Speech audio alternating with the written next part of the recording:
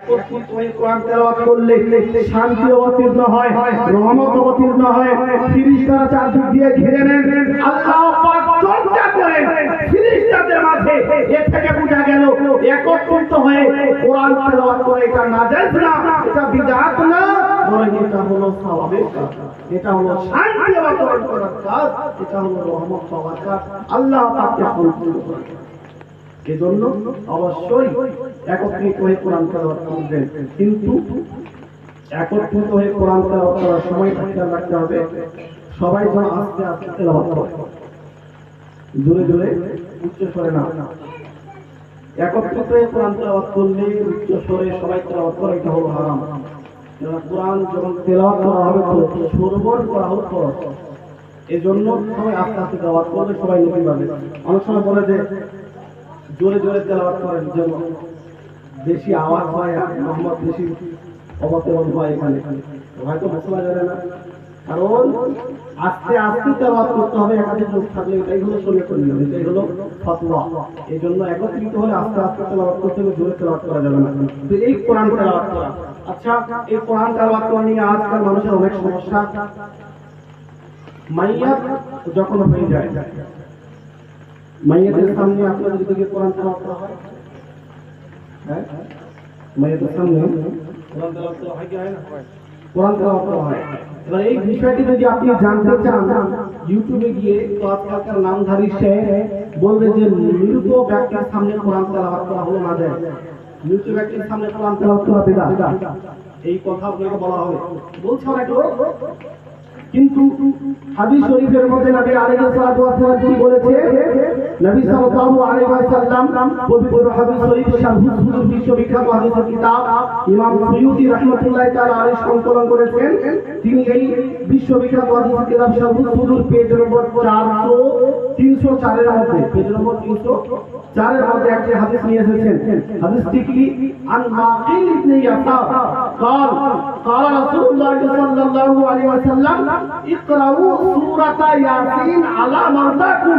হযরত মাকিল বিন ইয়াসার বলছেন যে নবী পাক সাল্লাল্লাহু আলাইহি ওয়াসাল্লাম বলেছেন, তোমরা তোমাদের মৃত ব্যক্তিদের নিকটে সূরা ইয়াসিন তেলাওয়াত করো। সুবহানাল্লাহ।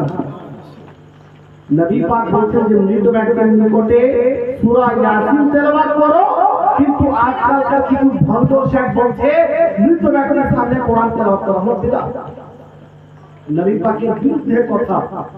মানুষ যে নেক কাজ করতে চাইছে, হাদিসের উপরে আমল করতে চাইছে, তো এখানে বলে দেওয়া হচ্ছে বিদআত, অথচ নবী পাক সূরা ইয়াসিন তেলাওয়াত করার নির্দেশ দিলেন।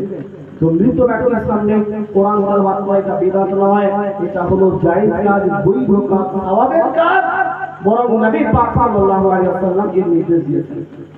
এরপরে কোরআন তেলাওয়াত আমরা একাধিক জায়গাতে করি। আপনি যখন জিয়ারত করতে যাবেন, তো জিয়ারত করতে যাওয়ার সময় বা জিয়ারত যখন আমরা করতে যাই তখন কোরআন তেলাওয়াত করি। আমার ইউটিউব চ্যানেল আছে একটা, ওখানে অনেক ভিডিও আপলোড করেছি। আজকাল অনেক শেখ কি বলবো, খুবই আশ্চর্যের বিষয়, যারা দাবি করে যে আমরা কোরআন হাদিস মানি, অথচ একাধিক বিষয়ে দেখবেন তারা হাদিসের বিরুদ্ধে ফতোয়া প্রদান করে। তারা একদিক থেকে বলতে আরম্ভ করেছে যে কবরস্থানে গিয়ে কোরআন তেলাওয়াত করা যাবে না, এটা বলতে না। কোরআন তেলাওয়াত করা নাকি যাবে? সূরা ফাতিহা, সূরা ইখলাস স্পষ্ট ভাষায় বলেছে। আমি রদ করেছি, কয়েকদিন আগে জবাব দিয়েছি যে কবরস্থানে গিয়ে সূরা ফাতিহা, সূরা ইখলাস বা অন্যান্য সূরা যা আপনার মুখস্থ আছে ওগুলো তেলাওয়াত করা যাবে কিনা। মানুষ আজকাল মানুষকে পথভ্রষ্ট করার চেষ্টা করছে। কোরআন তেলাওয়াত করা, কোরআন হলো আল্লাহর কালাম, এক অক্ষর তেলাওয়াত করলে 10 নেকি পাওয়া যায়। পবিত্র হাদিস শরীফের মধ্যে নবী পাক বলেছেন, ওই কোরআন তেলাওয়াত যদি কবরস্থানে গিয়ে করে এটা বিদআত কিভাবে হবে? কিন্তু শেখরা বলছেন না কোরআন তেলাওয়াত করা বিদআত কবরস্থানে গিয়ে, কিন্তু নবী পাক সাল্লাল্লাহু আলাইহি ওয়াসাল্লাম কবরস্থানে গিয়ে কোরআন তেলাওয়াত করার নির্দেশ দিয়েছেন কিনা এই ব্যাপারে কয়েকটি হাদিস আপনাদের শোনাই। সর্বপ্রথম হাদিস শারহুস সুদূর পেজ নম্বর 303, হযরত আলী রাদিয়াল্লাহু তাআলা আনহু থেকে এই হাদিস বর্ণিত হয়েছে। হযরত আলী মুশকিল কুশা, হযরত আলী বলেন, আন আলী রাদিয়াল্লাহু তাআলা আনহু قال قال رسول الله صلى الله عليه وسلم من مر على المقابر। হযরত আলী বলেন, চতুর্থ খলিফা নবী পাকের যে হযরত আলী বললেন, নবী পাক সাল্লাল্লাহু আলাইহি ওয়াসাল্লাম বলেছেন, যদি কোনো ব্যক্তি কবরস্থান দিয়ে আর অতিক্রম করার সময় কবরস্থানে দাঁড়িয়ে সূরা ইখলাস কুল হুয়াল্লাহু আহাদ 11 বার তেলাওয়াত করে। কয়বার? 11 বার। শেখরা বলছে বিদা, কিন্তু নবী পাক কি বলছেন? নবী পাক বলেন যে 11 বার সূরা ইখলাস তেলাওয়াত করে, কুল হুয়াল্লাহু আহাদ 11 বার তেলাওয়াত করে, সুম্মা ওয়াহাবা আজরাহু লিল আমওয়াত, তারপরে সমস্ত মৃত ব্যক্তিদের নামে ওই 11 বার সূরা ইখলাস তেলাওয়াত করার সওয়াব বকশিয়ে দেয়। সুবহানাল্লাহ, সুবহানাল্লাহ। 11 বার সূরা তেলাওয়াত করলাম কি আল্লাহ কি সওয়াব প্রদান করবেন, এইভাবে বকশিয়ে দেয়। শেখরা বলছে বিদআত, কিন্তু নবী পাক কি বললেন?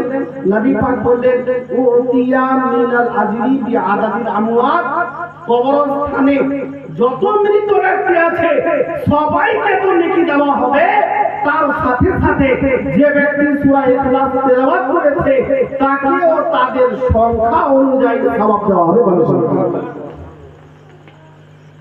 উভয় নেকি পাবে। যাদের জন্য তেলাওয়াত করা হলো মৃত ব্যক্তি, তাদেরকেও আল্লাহ পাক নেকি দান করছেন, আর যে ব্যক্তি তেলাওয়াত করলো তাকেও আল্লাহ পাক নেকি দান করছেন। নবী পাক কবরস্থানে গিয়ে সূরা ইখলাস তেলাওয়াত করার নির্দেশ দিচ্ছেন, কিন্তু আজকালকার এরা নিষেধ করছে যে সূরা ইখলাস বা অন্যান্য সূরা তেলাওয়াত করা এগুলো বিদআত। আর একটা হাদিস এই পেজের মধ্যে সর্বসুন্দর পেজ নম্বর 303 হযরত আবু হুরায়রা রাদিয়াল্লাহু তাআলা আনহু থেকে আরেকটা হাদিস বর্ণনা করেছেন।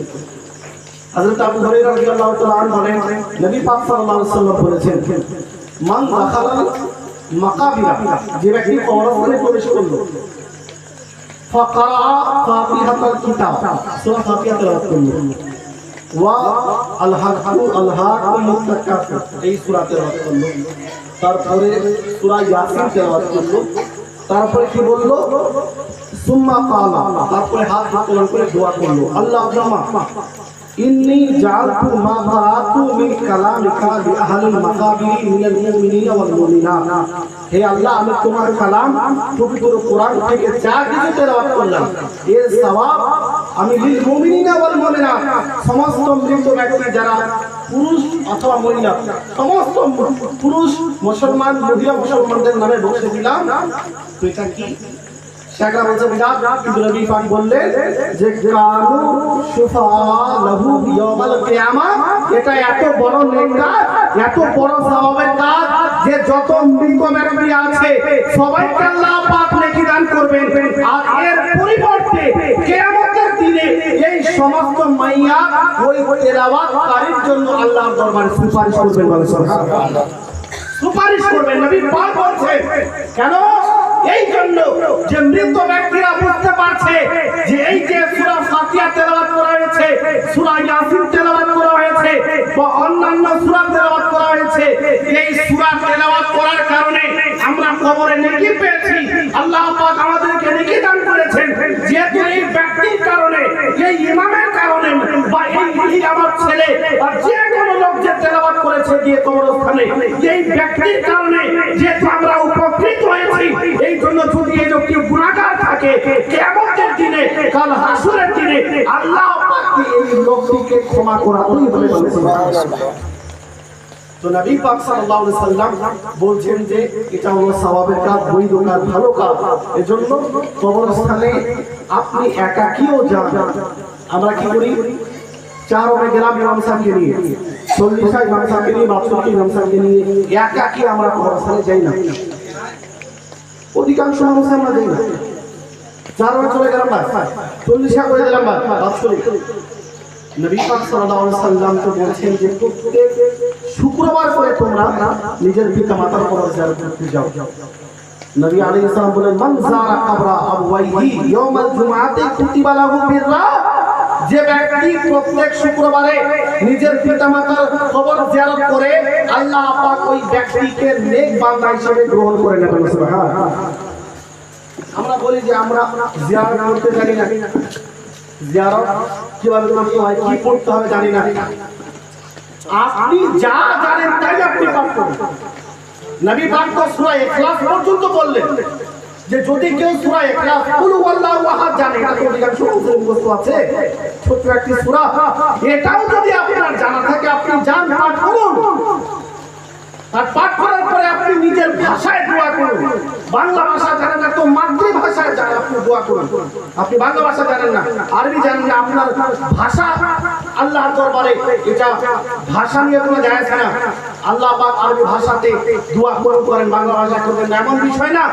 আপনি যেই ভাষা জানেন ওই ভাষায় গিয়ে আল্লাহর দরবারে দোয়া করেন, আল্লাহ পাক সেই ভাষা বুঝতেও পারেন, আল্লাহ পাক ওই দোয়া কবুল করবেন। তো আমরা একাকি যাই না, অথচ আমাদের দায়িত্ব হলো যে যা আমি জানি, যদি আপনি কোন সূরা নাও জানেন, আপনি দুরূদ শরীফ পাঠ করে আল্লাহর দরবারে দোয়া করুন। দুরূদ শরীফ পাঠ করলে কোনো কি আছে নাকি? দুরূদ শরীফ পাঠ করলে, দুরূদ শরীফ পাঠ করি আমরা বেশি করে, কিন্তু এই যে আমি বললাম যে একাধিক আমলকে টার্গেট করছে, দুরূদ শরীফ পাঠ করলে নাকি গান গাইছে, বলছে না দুরূদ শরীফ পাঠ করতে গান গাইছে, কত আশ্চর্যের বিষয়। সূরা আহজাব আয়াত নম্বর 64